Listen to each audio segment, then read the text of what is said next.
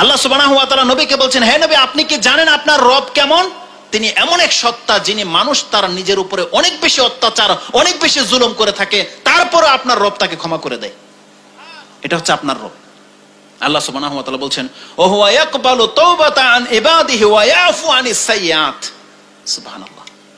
আল্লাহ সুবহানাহু ওয়া তাআলা সূরা সূরা 42 নম্বর সূরার 25, 30 এবং 34 নম্বর আয়াতটি আপনি পড়ুন। আল্লাহু আকবার। আল্লাহ সুবহানাহু ওয়া তাআলা তার পরিচয়টি এমন ভাবে ব্যক্ত করেছে, আমি এক আরব শেখ বক্তব্য শুনতেছিলাম, সুবহানাল্লাহ, সে কেঁদে দিলেও এই কথাগুলো বলতে বলতে তাকে প্রশ্ন করা হচ্ছে যে শেখ, আল্লাহ তার সমস্ত পাপ মাফ করে দিবে?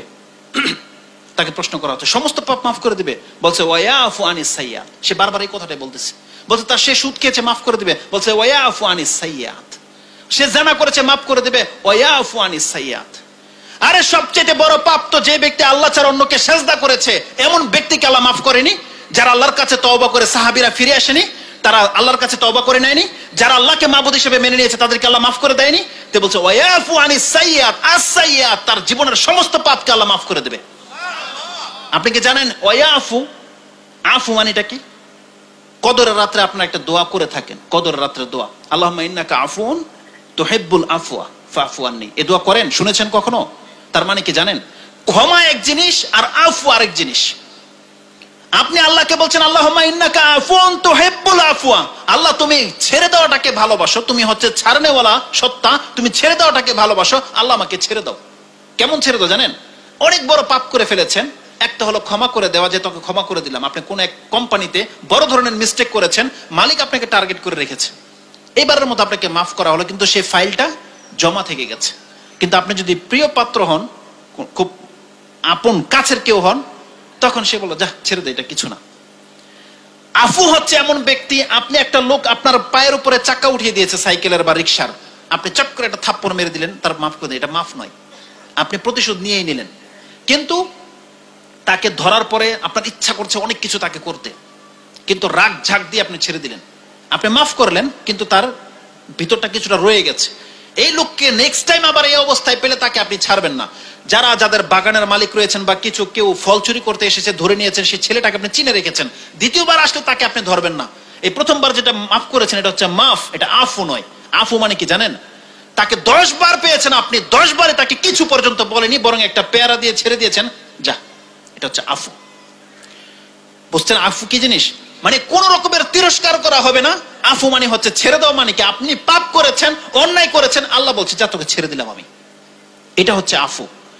এমন ক্ষমা, যে ক্ষমার জন্য আল্লাহ আপনাকে কোনোদিন তিরস্কারও করবে না, যে তোকে একটু শাস্তি দিয়ে নেই, শাসিয়ে নেই, আল্লাহ কোনো কিছু করবে না, যদি আপনি আল্লাহকে বন্ধু হিসেবে গ্রহণ করে নিতে পারবেন। আল্লাহ বলছেন ওয়া ইয়াফু আনিস সাইয়্যাত, আল্লাহ তার বান্দাদের পাপগুলো এইভাবে মিটিয়ে দিয়ে থাকে। এটা হচ্ছে আল্লাহ সুবহানাহু ওয়া তাআলা। 34 নম্বর আয়াতের শেষ অংশে কি আছে? ওয়া ইয়াফু আন কাসীর, আল্লাহ বহু পাপকে নিজের পক্ষ থেকে ক্ষমা করে দেয়। আল্লাহ সুবহানাহু ওয়া তাআলা বলছেন, যদি আল্লাহ সুবহানাহু ওয়া তাআলা কোন এক বান্দার পাপের কারণে তাকে ধরে নিত, মা জাহারা আলাইহি মিন দাব্বা, আল্লাহ বলছেন এই জমিনে একটা প্রাণীও বেঁচে থাকতে পারতো না। ওয়ালাউ ইউআখিযুল্লাহু নাসা বিযুলমিহিম মা তারাকা আলাইহা মিন দাব্বা। ওই আয়াতটি আমি আপনাকে স্মরণ করিয়ে দিতে চাচ্ছি। সেটা সূরা নাহল 16 নম্বর সূরার 61 নম্বর আয়াতে এই কথাটা আল্লাহ সুবহানাহু ওয়া তাআলা বলেছে। আল্লাহ বলছেন যদি আমি মানুষের পাপের কারণে এক এক করে তাকে ধরে নিতাম, তাহলে এই জমিনে একটা প্রাণীও বেঁচে থাকতে পারতো না। তার মানে এই যে আপনি এত পাপ করে দেখেন, কেউ জানে না, আপনি জানেন, আপনার রব জানেন আপনি কত বড় পাপী, তারপর আপনাকে আল্লাহ শাস্তি কেন দিচ্ছে না জানেন? এটা তার দয়া। এটা তার দয়া। কারণ এখন পর্যন্ত হয়তো আপনার মধ্যে ভালো কিছু আছে, যে আপনি আল্লাহর বান্দা হয়ে আছেন, হয়তো আপনি শিরিক করেন না, এই জন্য আল্লাহ আপনাকে মাফ করছে। তবে যারা বেশি পাপী, চরম পাপী, তাদের জন্য একটা দুঃসংবাদ রয়েছে। কারণ রাসূল সাল্লাল্লাহু আলাইহি ওয়াসাল্লাম বলছেন এই জমিনে যদি কোনো ব্যক্তিকে তার পাপের কারণে শাস্তি না দেওয়া হয়, তার জন্য দুইটা অপশন, হতে পারে আল্লাহ তাকে পরকালে মাফ করে দেবে, অথবা হতে পারে আল্লাহ তাকে পরকালে ডাবল শাস্তি দেবে। এটা খুব কঠিন কথা। এই জন্য যারা পাপ করছেন আর শাস্তি থেকে মাহরুম হয়ে গেছেন, আপনি ভাইবেন না যে আল্লাহ সুবহানাহু ওয়া তাআলা হয়তো আপনাকে ছেড়ে দিয়েছে। না, আপনাকে ভয় করা উচিত আল্লাহকে। কারণ ইন্না রাব্বাকা লাশাদীদুল ইকাব, হে নবী আপনার রবের ক্ষমার দিকে যদি কোনো ব্যক্তি না আসে, তবে জেনে নেন আপনার রব যদি কাউকে ধরে নেয়, আপনার রবের পাকড়াও কিন্তু বড় কঠিন।